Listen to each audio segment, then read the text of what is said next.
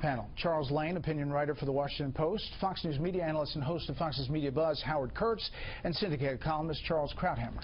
I think we can control the audio here, so let's start with the panel. Chuck, you listened to Brian Fallon. You've read this report. What do you think? Look, Brian Fallon is very good at what he does, but there's no getting around the fact this is a bad headline today for Hillary and for her campaign heading into California. And to me, what stood out was the not that implicit, pretty direct refutation of something she's been saying all along, which is kind of, it doesn't matter because my records were preserved in the sort of other emails that other people were sending around, right? They were kind of included therein.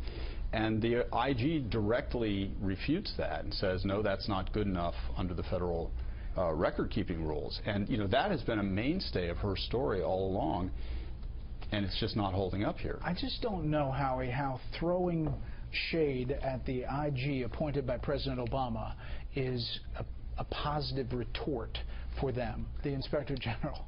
I think that's a losing argument, and in fact, not only did I not see any bias in this report, it's written deliberately in very bland and bureaucratic language, but precisely because of that, and because it's an independent watchdog confirming that Hillary Clinton flouted the rules, I think that's where its power comes from.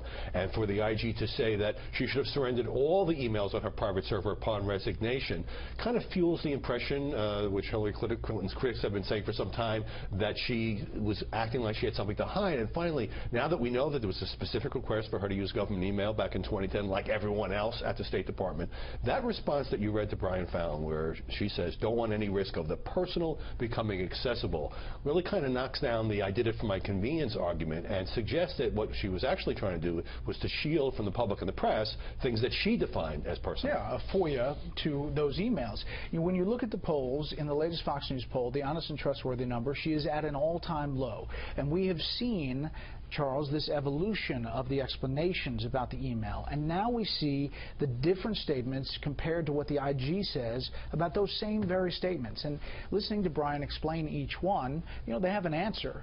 But what do you make of all of it? Well, their grand strategy is to complicate everything to the point where you can't really follow, or at least the electorate can't follow.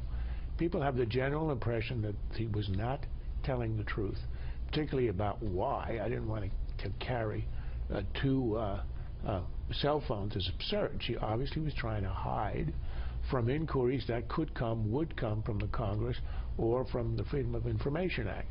Now, to me, an example of how all this gets obfuscated is this line from the report.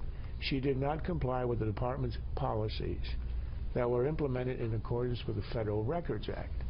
All the headlines I've seen today is Clinton did not obey State Department policies, which makes it sound like a bureaucratic rule breaking.